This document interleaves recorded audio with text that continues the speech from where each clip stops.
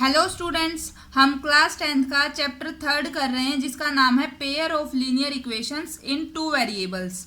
Okay, हम इसकी exercise 3.2 कर रहे हैं।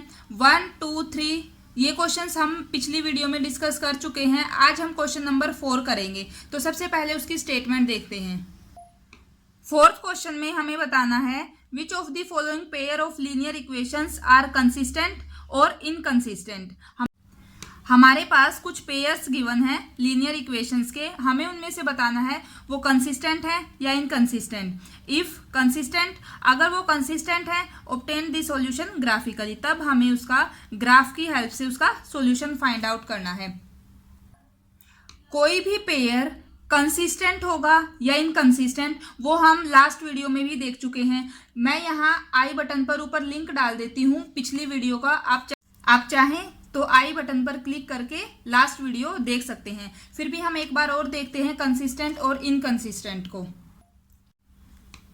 कंसिस्टेंट इनकंसिस्टेंट को हमने अपनी लास्ट वीडियो में भी देखा था।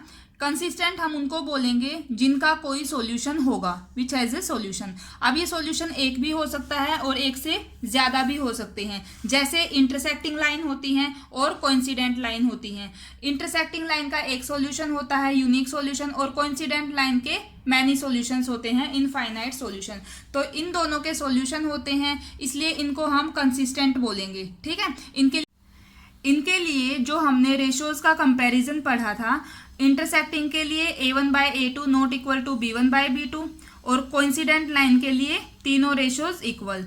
सेकंड आता है इनकंसिस्टेंट, जिस पेयर का कोई भी, जिन लीनियर इक्वेशंस का कोई सॉल्यूशन नहीं होता उनको हम बोलेंगे इनकंसिस्टेंट। और इनमें हमारी आती हैं पैरेलल लाइंस। ओके, जिसका जो रेशियोज का कंपैरिजन था वो था a1/a2 equal to b1/b2 not equal to c1/c2। ठीक है, अगर हमारे पास ये कंडीशन आती है यानी कि वो पैरेलल लाइन है, इसका मतलब वो इनकंसिस्टेंट है। इनकंसिस्टेंट है तो उनका कोई सॉल्यूशन नहीं होगा। अगर सॉल्यूशन नहीं होगा तो हम उसका ग्राफ भी नहीं बनाएंगे। ठीक है, सेकंड आता है कंसिस्टेंट। कंसिस्टेंट में या वो इंटरसेक्टिंग लाइन आ रही है या कोइंसिडेंट लाइन आ रही है, दोनों में से कोई भी आए तो उसको हम कंसिस्टेंट बोलेंगे। और जब कंसिस्टेंट आएंगी तो इसका मतलब उनका सॉल्यूशन होगा और हमें उसका ग्राफ की हेल्प से सॉल्यूशन फाइंड आउट करना है। अब आई होप यहाँ तक आपको अच्छे से समझ में आ गया होगा कि हमें किसका सॉल्यूशन निकालना है, दैट मीन्स किसका ग्राफ बनाना है और किसका नहीं बनाना है। ठीक है, अब हम क्वेश्चन नंबर 4 स्टार्ट करते हैं। फोर्थ का फर्स्ट पार्ट ये है हमारे पास। फोर्थ क्वेश्चन के फर्स्ट पार्ट की स्टेटमेंट, ये हमारे पास दो लीनियर इक्वेशंस गिवन हैं। पहले हम इनको जनरल फॉर्म में रिप्रेजेंट करेंगे। अभी तक आपको जनरल फॉर्म याद हो गई होगी। हम एक की लिख लेते हैं, जैसे होती है ax plus by plus c is equal to 0। ठीक है, अभी यहाँ हमारा जो राइट हैंड साइड है उधर 0 होगा। ठीक है, तो एक बार इनको दोबारा से लिखेंगे, ये हो जाएगा x plus y minus 5 is equal to 0। और जो सेकेंड इक्वेशन है वो हो जाएगी 2x प्लस 2y माइनस का 10 इज इक्वल टू 0। अब यहाँ से कंपेयर करके हम a1 b1 c1 और a2 b2 c2 ये वैल्यूज फाइंड आउट करेंगे। यहाँ से हमारा a1 है 1, b1 है 1 और c1 है माइनस का 5, जो कांस्टेंट होता है वो हमारा c1 है। सेकंड से हम जो a2 b2 और c2 ये वैल्यूज फाइंड आउट करते हैं, तो a2 आ जाएगा, देखो 2, b2 आ जाएगा वो भी 2, प्लस का साइन है तो साथ में प्लस लेंगे, माइनस का साइन होगा तो वहाँ माइनस लेंगे। ठीक है, c2 आ गया माइनस का 10। अब इनके रेशियोज फाइंड आउट करेंगे। a1/a2 क्या आ रहा है हमारे पास 1/2। ठीक है, b1/b2 कितना आएगा, b1/b2 1/2, और ये दोनों तो इक्वल हैं। अब हमें थर्ड भी निकालना होगा, c1/c2 माइनस 5 माइनस 10, माइनस से माइनस कैंसिल, इन दोनों को जब सोल्व करेंगे ये भी आ रहा है 1/2। तीनों रेशियोज इक्वल हैं तो हम लिखेंगे a1/a2 equal to b1/b2 equal to c1/c2। ठीक है। और ये हमारी कौन सी लाइंस की कंडीशन होती है, ये होती है कोइंसिडेंट लाइन की। यहाँ से हम लिख सकते हैं कि ये जो कंडीशन है ये कोइंसिडेंट लाइन की है, और कोइंसिडेंट लाइन हमारी किस में आती है, कंसिस्टेंट में। अब ये इतना आपको याद रखना होगा कि जो इंटरसेक्टिंग होती हैं और जो कोइंसिडेंट लाइन होती हैं वो कंसिस्टेंट में आती हैं। अब ये जो कंडीशन है ये आ रही है कोइंसिडेंट लाइंस की, तो हम यहाँ लिखेंगे पेयर ऑफ लीनियर इक्वेशन या फिर given pair of linear equation, given pair of linear equation is consistent. ठीक है, तो कंसिस्टेंट से ये पता चल गया है कि इसके इन जो हमारी दो इक्वेशंस थी इनके सॉल्यूशन होंगे। अब सॉल्यूशन होंगे तो वो हमें ग्राफ की हेल्प से फाइंड आउट करनी है। ठीक है, ग्राफ प्लॉट करने के लिए पहले हमें अपनी इक्वेशंस को सोल्व करना होगा। तो वो कैसे करेंगे, हम पहले दोबारा से इक्वेशन लिखेंगे। ये हमने अपनी इक्वेशंस लिख ली जो स्टार्टिंग में गिवन थी। अब यहाँ हमें क्या करना होता है, एक वैल्यू को 0 पुट करेंगे, दूसरी निकाल लेंगे। 0 की जगह आप 1, 2 पॉजिटिव नेगेटिव कुछ भी पुट कर सकते हो। ठीक है, तो अगर हम x को यहाँ 0 रख दें तो y क्या आएगा, देखो ये 0, y की वैल्यू 5 आ जाएगी। और इसी तरीके से अगर मैं y को 0 रख दूं तो x मेरा कितना आ जाएगा, 5। तो कम से कम 2 सॉल्यूशंस तो चाहिए। ठीक है, जिनकी हेल्प से हम ग्राफ प्लॉट करेंगे। फिर इधर से अगर हम x को 0 रखते हैं, ये 0 हो गया। ठीक है, और यहाँ से क्या आएगा हमारे पास, y की वैल्यू देखो ये आ गया है 2y = 10 और y आ गया 5। यही तो आ रहा है ना सेम। आप और कोई वैल्यू रख के भी चेक कर सकते हो। अब जैसा आपको पता है ये जो लाइन है, ये जो कंडीशन आई है, ये आई है कोइंसिडेंट लाइन की। कोइंसिडेंट लाइन क्या है, और जो कोइंसिडेंट लाइन है वो कैसी होती है, वो होती है ना एक लाइन के ऊपर दूसरी लाइन भी उसी के ऊपर लाई कर रही है। ऐसा ही है ना, अगर दूसरी लाइन उसके ऊपर लाई कर रही है तो जितने भी पॉइंट्स इस लाइन पे लाई करेंगे वो सारे इसके सॉल्यूशन होंगे, है ना। और जितने पॉइंट एक लाइन पे लाई कर रहे हैं वही पॉइंट तो दूसरी पे भी हैं, तभी तो यहाँ से हमारे पास सेम सॉल्यूशन आ रहा है। आप कोई और पॉइंट लेके देख सकते हो, उसमें कोई परेशानी नहीं होगी। ठीक है, जैसे आप देखो अगर हम x की जगह 1, 2 कुछ भी पुट करें, 1 पुट कर देते हैं। अगर x 1 है, यहाँ से देखो ये हो गया 2, ठीक है, प्लस का 2y = 10। यहाँ से आ जाएगा 2y, ये उधर जाके माइनस, तो माइनस का 2 8 हो गया। तो y की वैल्यू कितनी आ गई, 4 आ गई ना यहाँ से, y = 4। ऐसा ही है, 2 यहाँ से निकाल लिए, 2 यहाँ से, इनको हम लिखेंगे, इनको हमने टेबल की फॉर्म में लिख लिया है। ये तो आपने प्रीवियस वीडियो से सीख ही लिया होगा। ये हमारी फर्स्ट इक्वेशन थी, जब हमने x को 0 रखा था y 5 आया है। जब y को 0 रखा तो x की वैल्यू 5 आई है। ऐसे ही सेकंड इक्वेशन में जब हमने x को 0 रखा y 5 आ गया, और जब x को 1 रखा तो y की वैल्यू आ गई थी 4। अब इसका ग्राफ बनाएंगे। ये हमने हमारी x एक्सिस और y एक्सिस ड्रॉ कर ली है। इक्वल डिस्टेंस पर हमने निशान लगा के और नंबर्स लिख लिए हैं।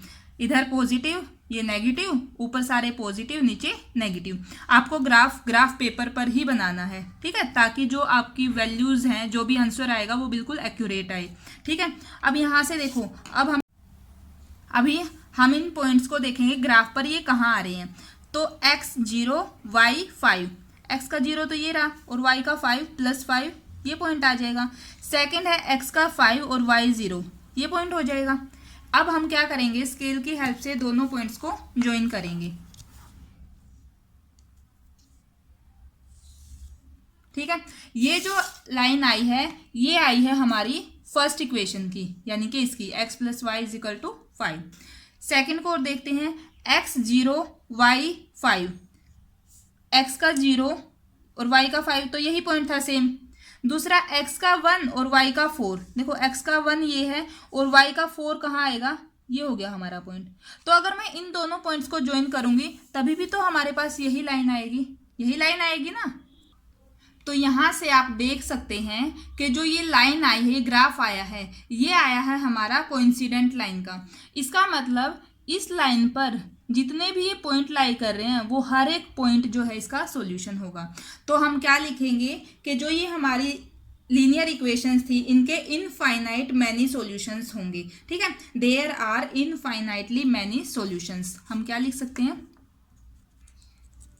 आप कोई भी यहाँ से दो सॉल्यूशन लिख के, ये तो होंगे ही, और लास्ट में क्या लिख सकते हैं, there are infinitely many solutions. ठीक है, तो ये इस तरीके से हमारा फोर्थ क्वेश्चन का फर्स्ट पार्ट कंप्लीट होता है। अब देखते हैं इसका पार्ट सेकंड। ये है सेकंड पार्ट में जो इक्वेशंस गिवन हैं, इनको एक बार रीराइट करेंगे। x minus y minus 8 is equal to 0, और ये हो जाएगी 3x minus 3y minus 16 is equal to 0। a1 1, b1 minus 1 और c1 माइनस 8। इसी तरीके से यहाँ से निकालेंगे a2 3, b2 माइनस 3, और जो c2 है वो है माइनस 16। जब कंपेयर करेंगे, रेशियोज निकालेंगे, a1 by a2 1 by 3, b1 by b2 minus 1 by minus 3, तो ये भी कितना आ गया 1 बाय 3।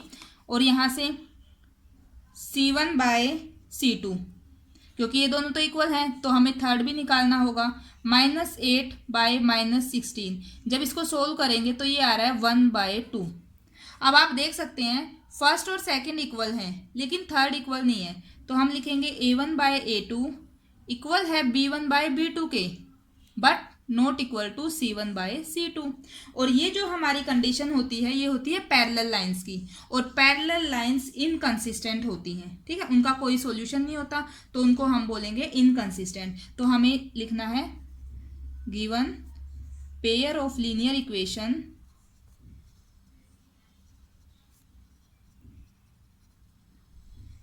Is inconsistent.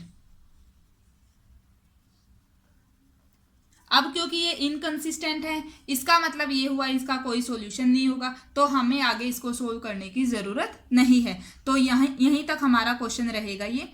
ये हमारा फोर्थ क्वेश्चन का सेकंड पार्ट कंप्लीट हो गया है। अब करते हैं इसका थर्ड पार्ट।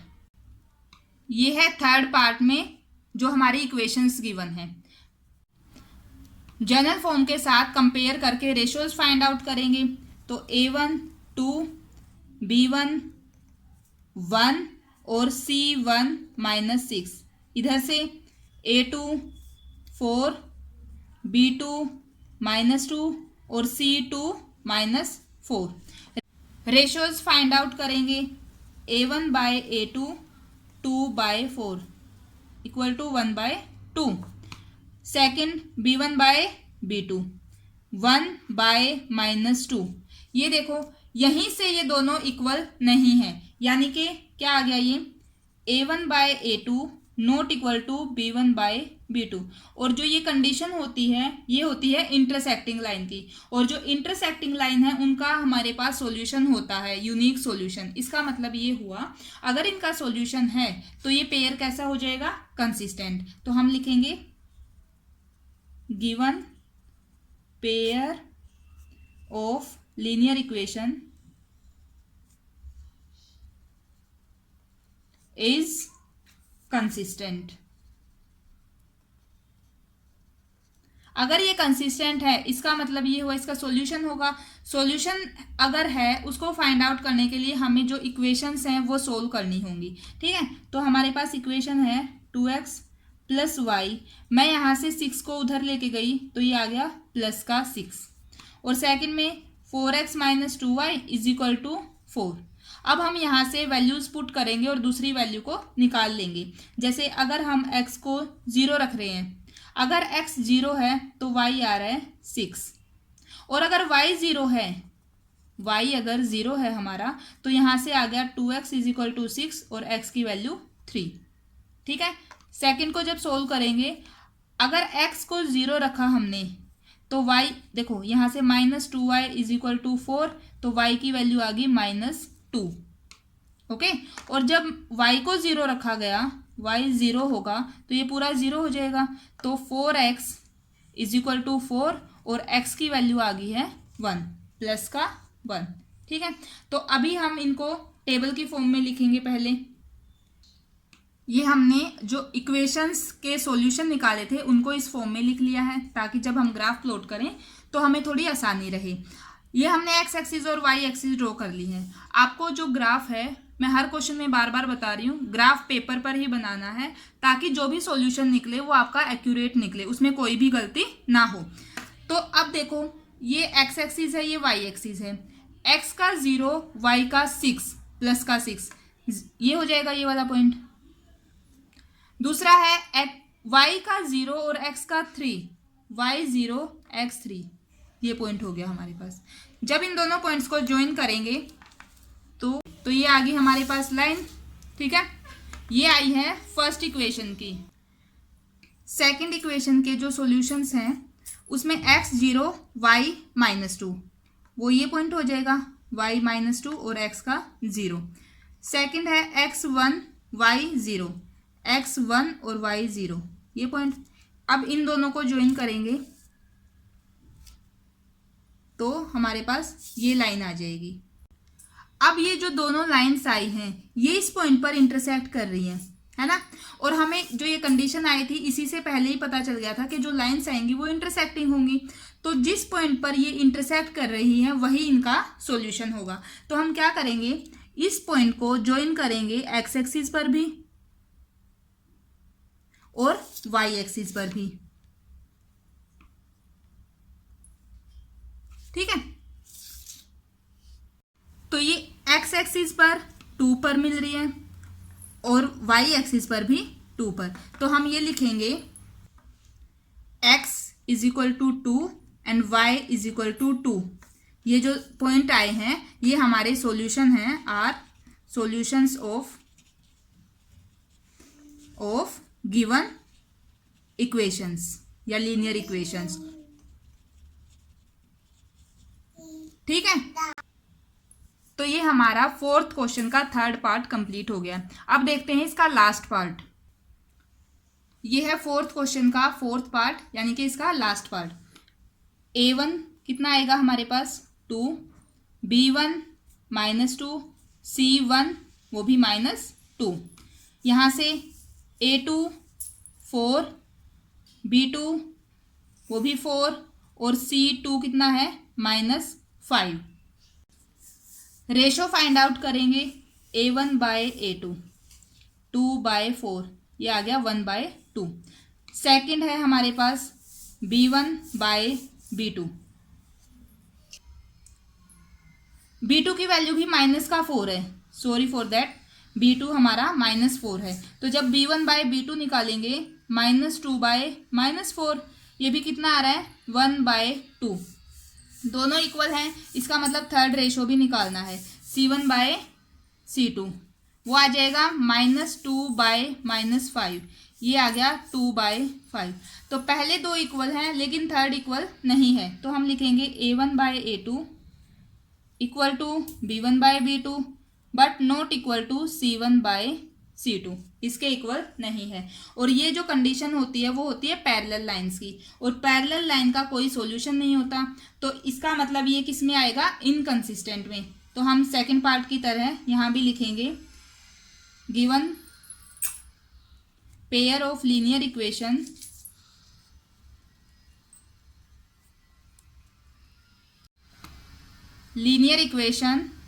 Is inconsistent. ठीक है, ये इनकंसिस्टेंट है, इसका मतलब इनका आगे सॉल्यूशन नहीं होगा, और सॉल्यूशन नहीं होगा तो इनको आगे हमें सोल्व नहीं करना है। ठीक है, ये फोर्थ पार्ट भी कंप्लीट हो गया है और इसी के साथ क्वेश्चन नंबर 4 कंप्लीट हो गया है। आई होप आप सभी को फोर्थ क्वेश्चन अच्छे से समझ में आ गया होगा। फिर भी अगर कोई डाउट होता है तो आप नीचे एक कमेंट कर सकते हैं। तो स्टूडेंट्स, ये थी हमारी आज की वीडियो। अगर आपको मेरी वीडियोज़ अच्छी लग रही हैं, आपके लिए हेल्पफुल हैं, तो प्लीज़ वीडियो को लाइक करना, चैनल को सब्सक्राइब करना और अपने फ्रेंड्स के साथ शेयर करना। Thank you.